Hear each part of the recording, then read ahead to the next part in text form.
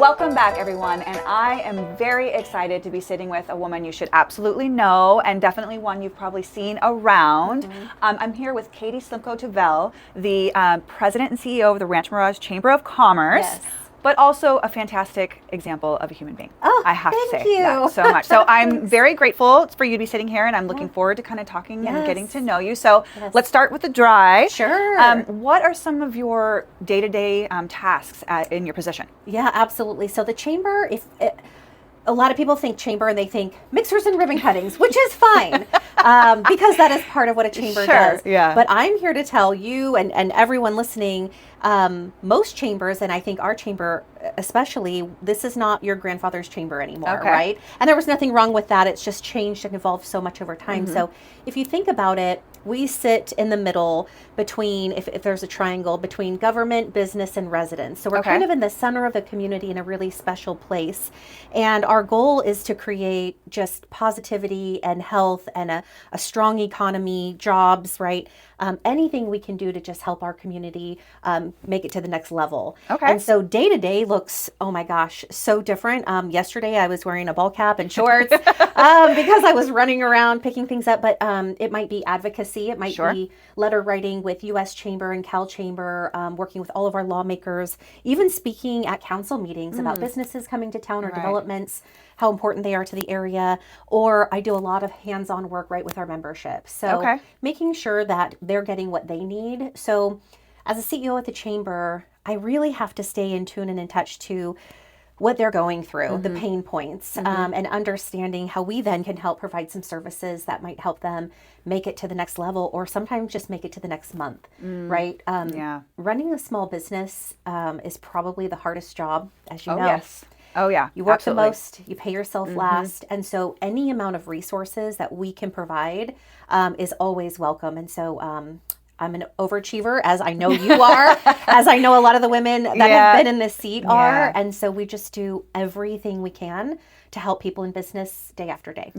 And how did you find, because this is a newer position for you. No. I've been in this industry for 20 years now here locally in the Coachella Valley. But I've been in nonprofit management for about 30 years. Wow. And then I left a nonprofit organization and I thought, I'm going to try this chamber thing out for a year, get to know everybody, and then figure out what I want to do. And 20 years later, I love it again because just that place in the community, working with lawmakers, residents, and businesses. I mean, I just feel like it's the heartbeat, and I just love it. It's a lot of fun. You have an opportunity to really affect change.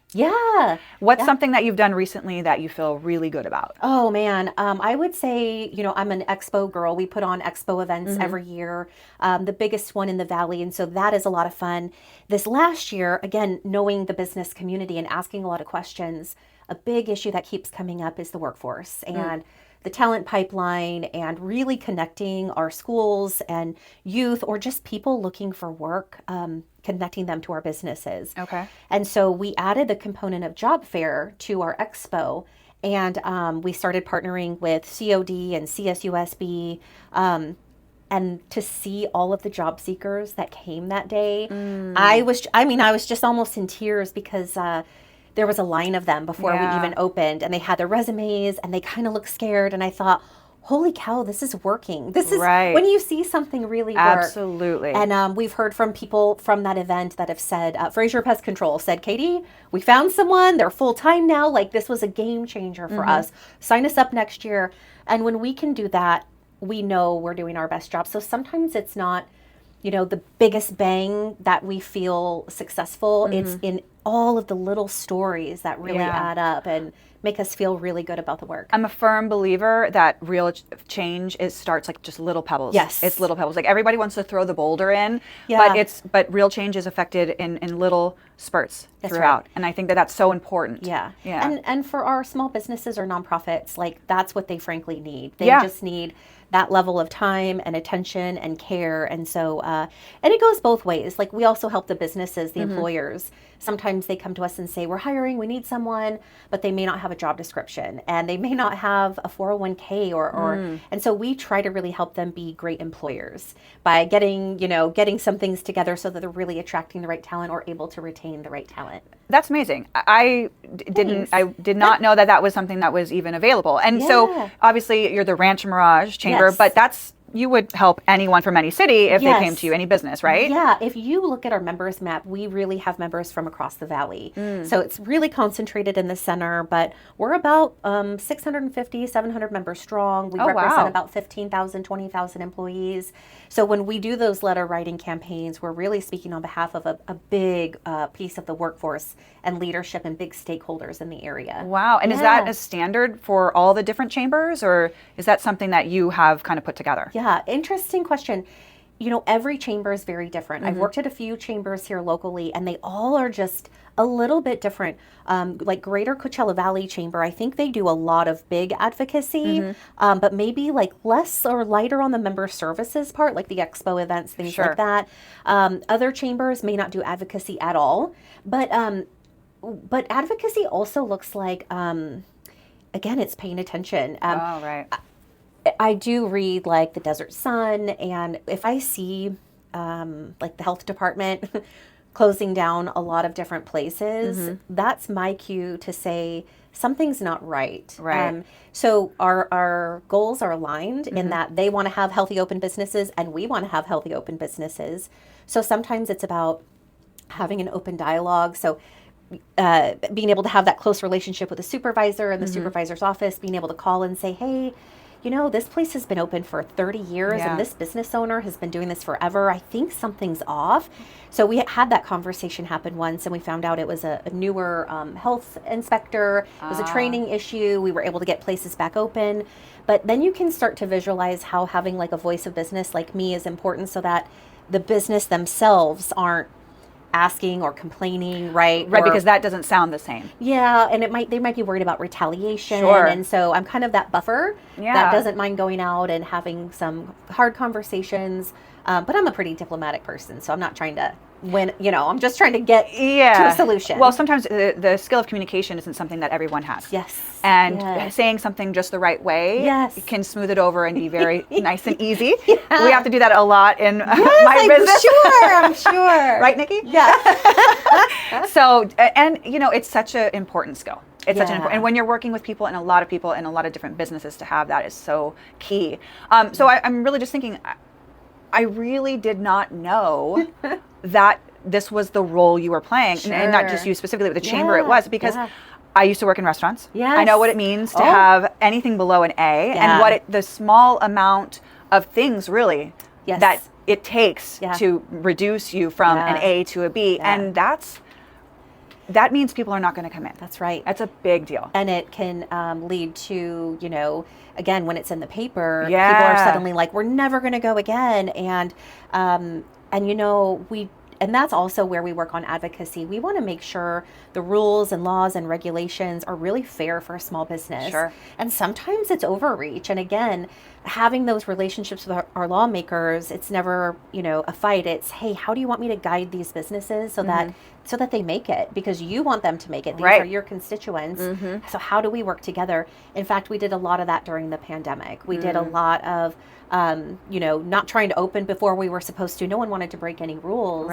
But we did have questions like, how come Target can be open selling children's clothing, but like Jadabugs right here had to be closed? And how do we navigate this together? And so it was really special to have these close relationships with our lawmakers, because they all worked with us on how do we make this all, how do we make it work? How do we keep people in business at the end of the day? So that was definitely one of the hardest times in my life and in my career, was the pandemic time. It's where we got a huge voice because we just showed up every single day, but it definitely took its toll because I kind of never stopped. When I took this job, I thought, well, this was my first CEO job at Rancho Mirage in particular. And you took this at what year?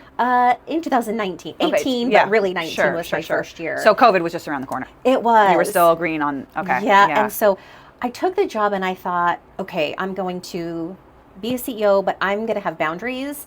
I'm not going to, work, 24/7. I'm going to make sure that I'm not answering the phone late at night and on weekends.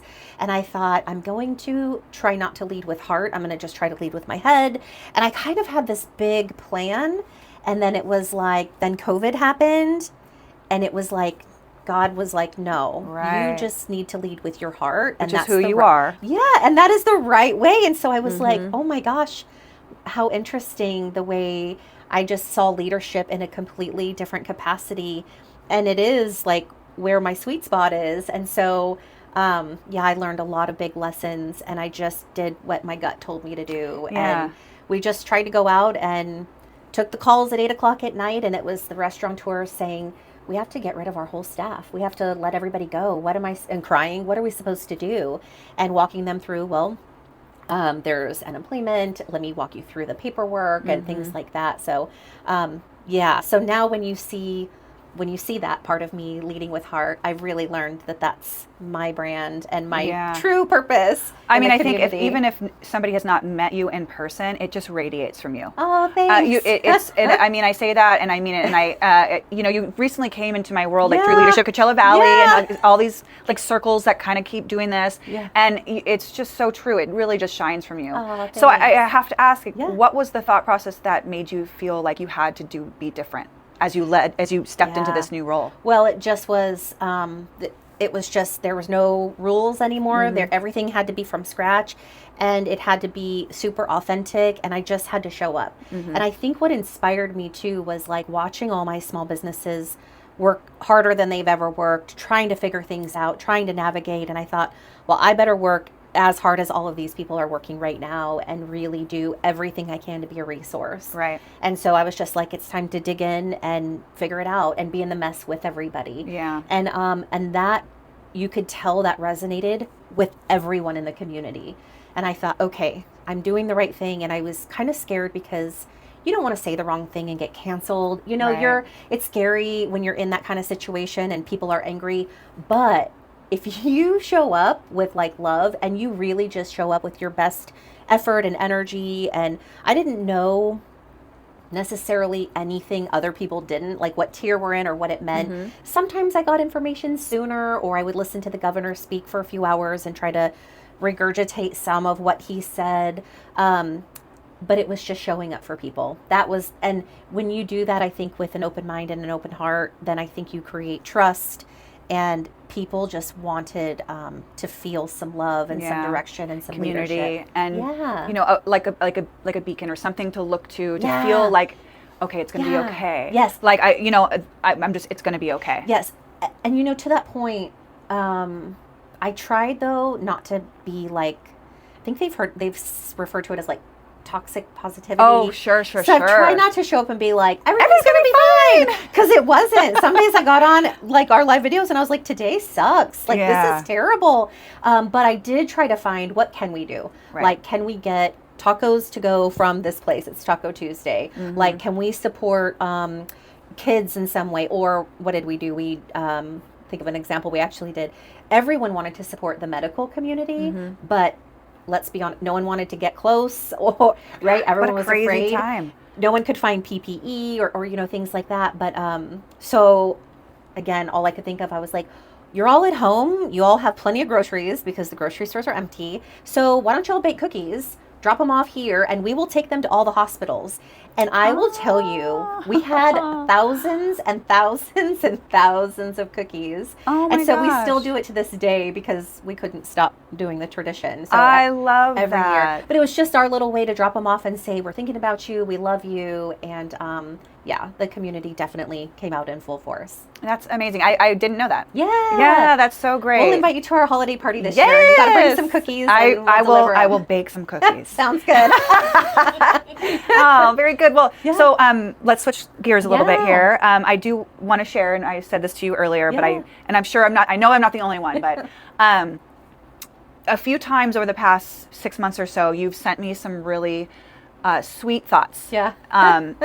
And I have to just say, like, there were so many times where I was like, oh my God, I didn't know how much I needed to hear this. Yeah. And again, like I said earlier, like our circles have kind of been going like this. Yeah.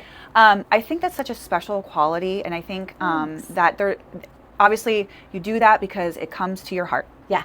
Yeah. And you have something's telling you to send this. Yeah. Yeah. And I just want to say that I thank you. You're and welcome. That really resonated so strongly with me. And I know, like I said, I'm sure there's, a whole pool of people and it still is so impactful. Yeah, because thanks. like you said earlier, you know, sometimes just little things and these bake cookies or whatever it is. Yeah.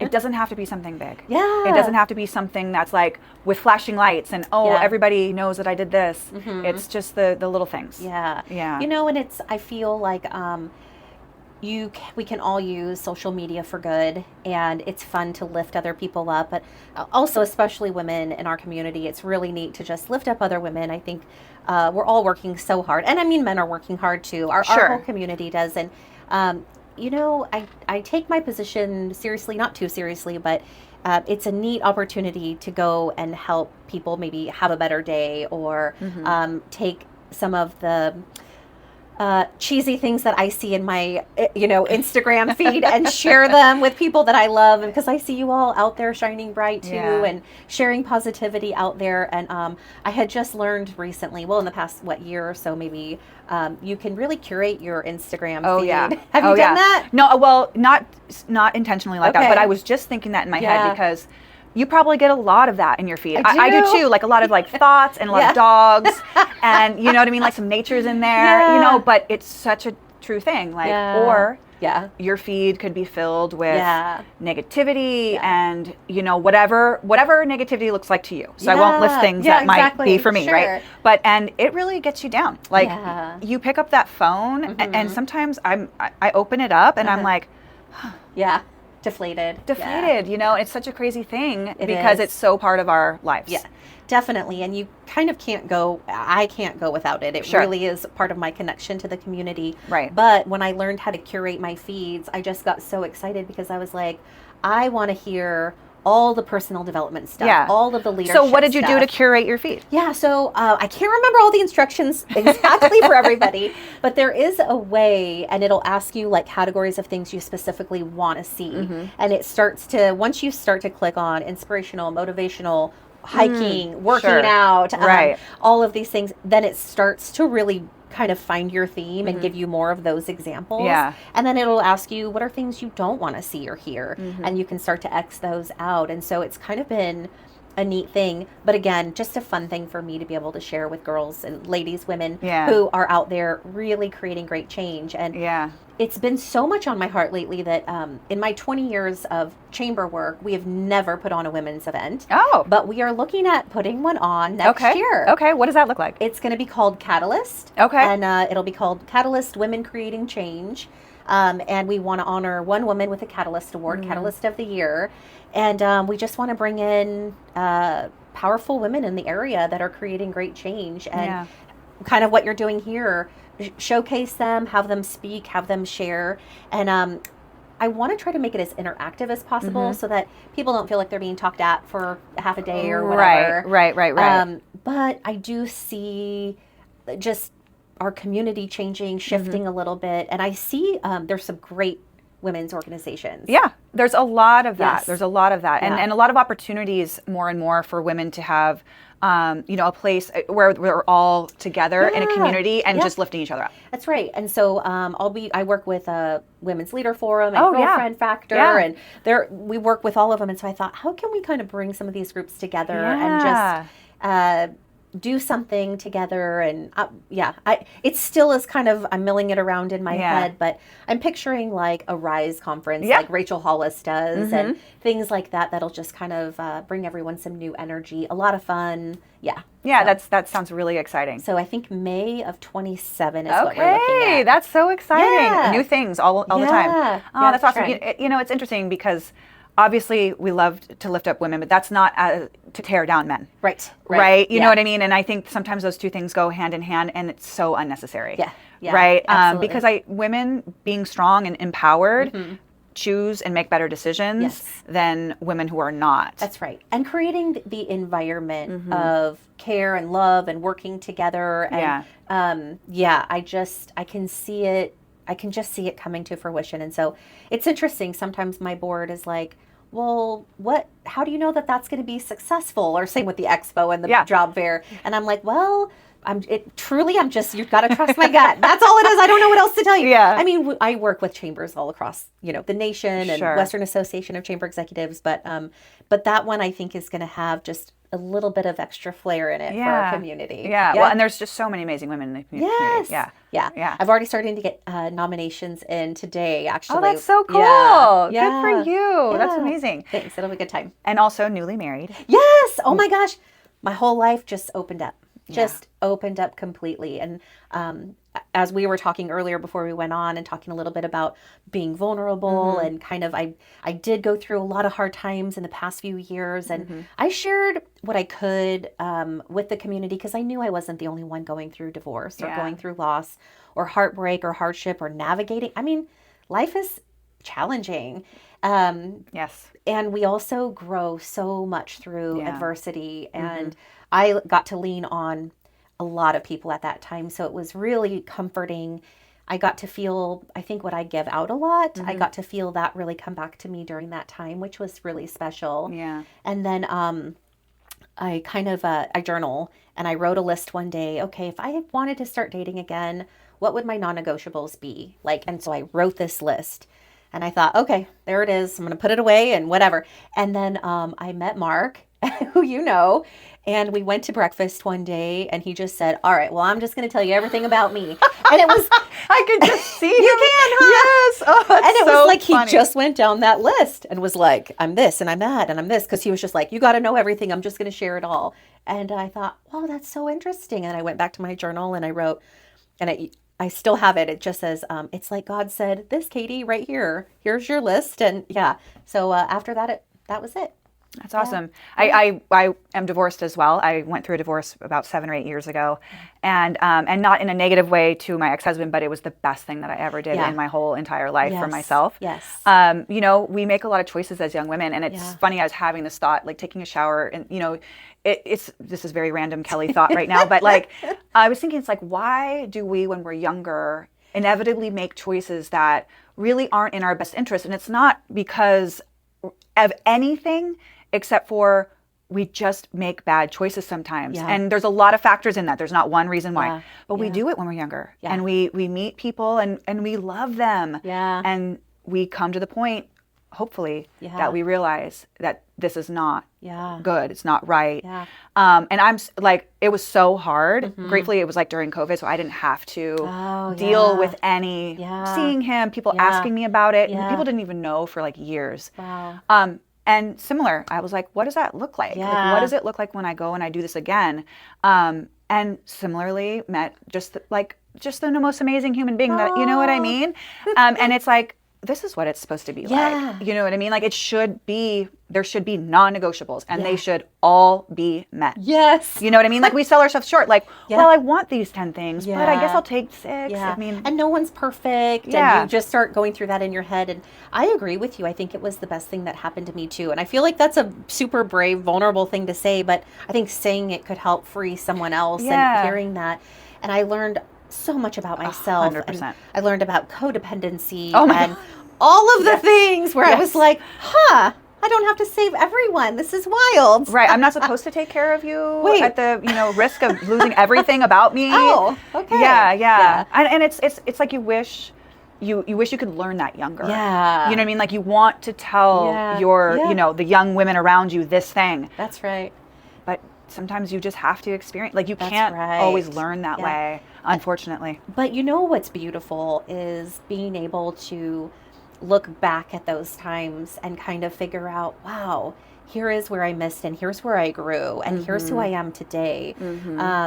I'm definitely not the same. And I'm super proud of those changes that I've made because to have this healthy relationship and marriage now. But do you want to hear the best part? Yes. Are you guys ready? Yes. Okay. So I never had kids. It just, and I was like, whatever God wants, I'm here for it. So if it doesn't happen, it's okay. If it does, then great.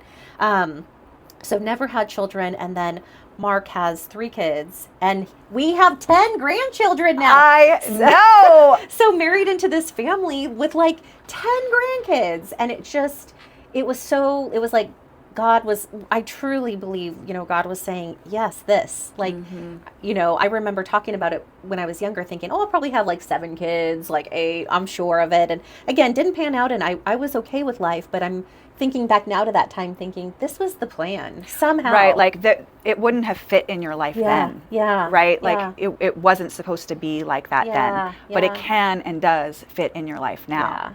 You know, and you guys do all these adventures and stuff, and you have like a really big challenge that you gave yourself coming up. Yes, it's at the marathon. It's so Mark and I have definitely been on a ton of adventures, hiking the Grand Canyon, rim to rim, things I would have never.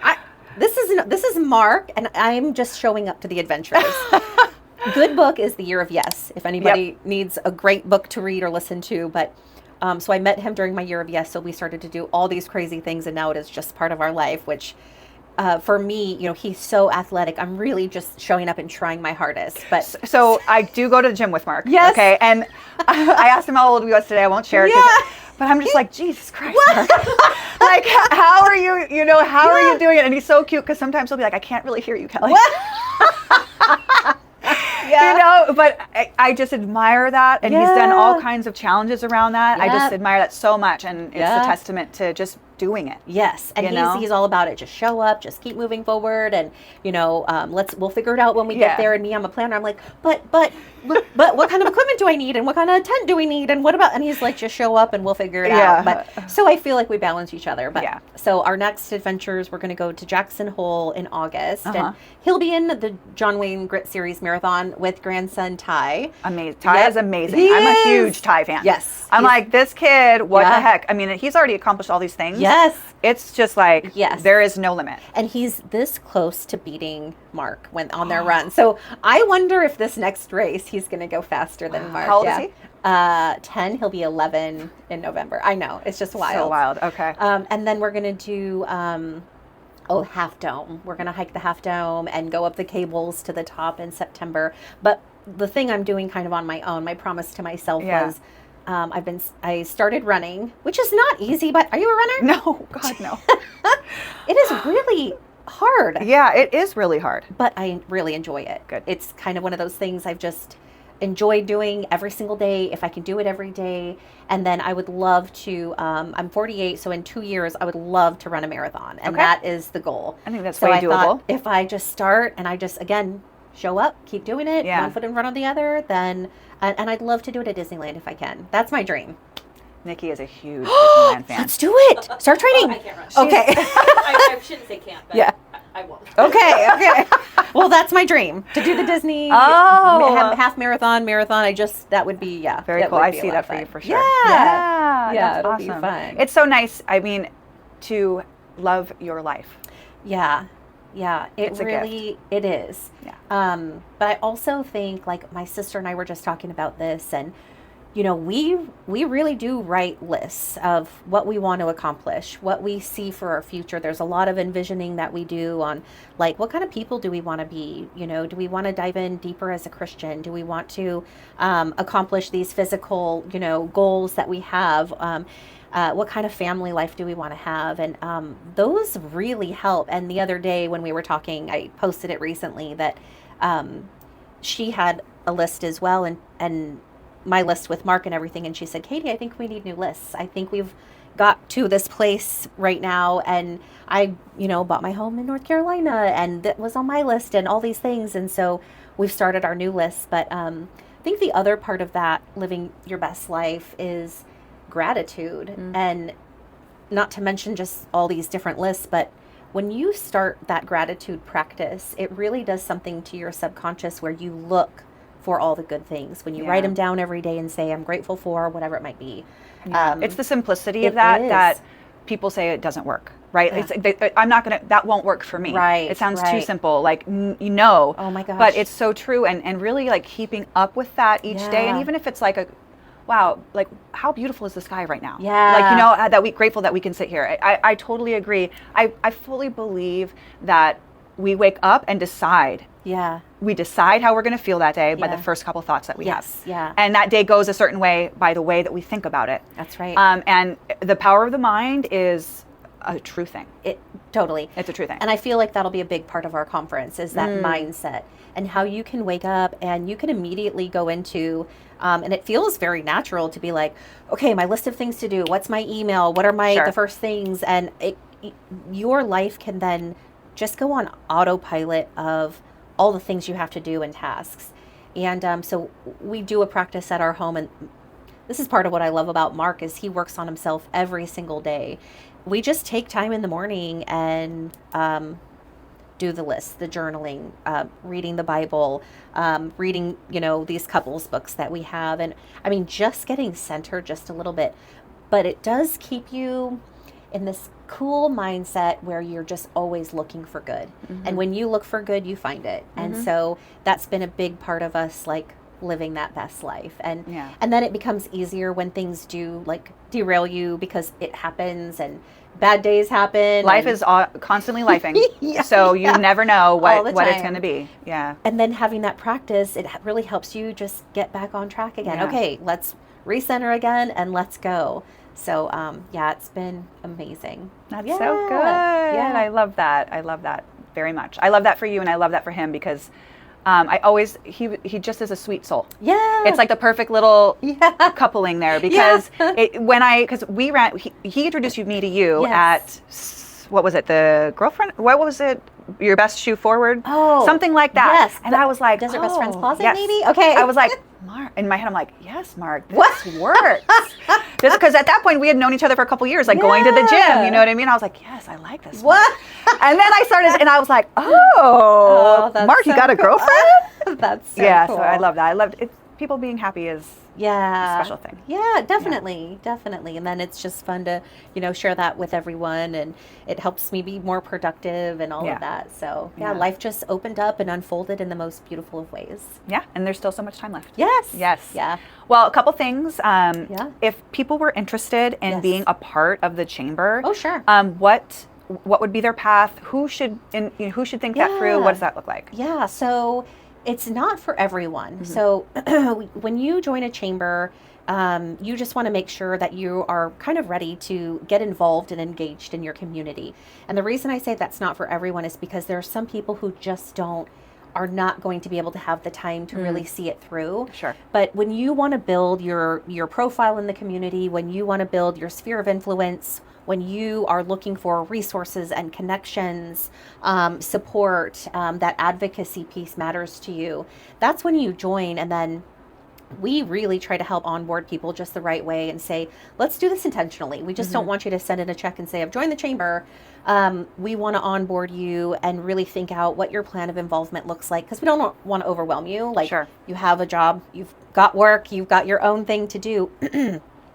So how do we do this in a way that makes a lot of sense for you? Mm-hmm. And for a lot of people, they're just like, we work with the majority of small businesses, nonprofits, but all of the large businesses, whether that's Ritz-Carlton or Cotino or the Westin or the Omni, they're all members. So a lot of our small businesses want to work with them. Oh, yeah. And so they'll say, how do I meet them? Help introduce us to them. And that's where a lot of synergy really begins to happen. Members, shop members, dine members, play members, things like that. And then we help. If a business is out there and they're like, okay, Katie, I have a craft. I'm good at making bread, shirts, whatever you make, do. But the business part is hard. Oh, sure. The marketing is hard. The accounting. Mm-hmm. We help fill those gaps with educational pieces or getting you connected to the experts that do them. So those are the type of people that should look at joining their chamber. And there's many out here to choose from. And what someone should do is maybe just call and ask about going to an orientation, or ask about what their program of work looks like, and ask, okay, if these are my, say just even 3 to 5 goals in this next year, how do they line up with what you're looking for?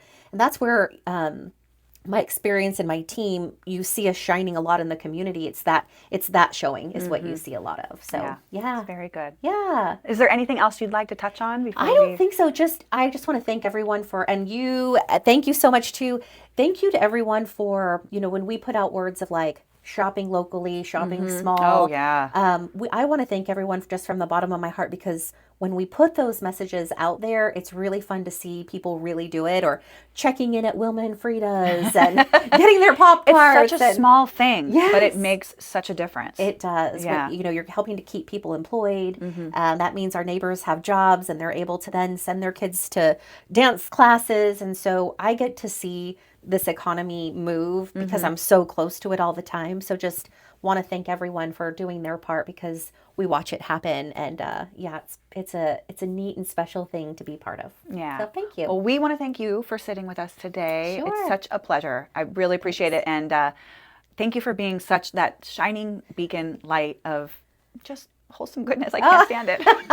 You're so, and it's just so much more palatable in person. Thank so you. I appreciate it very much. Thank you. May I have a hug? Yes. I appreciate it so much.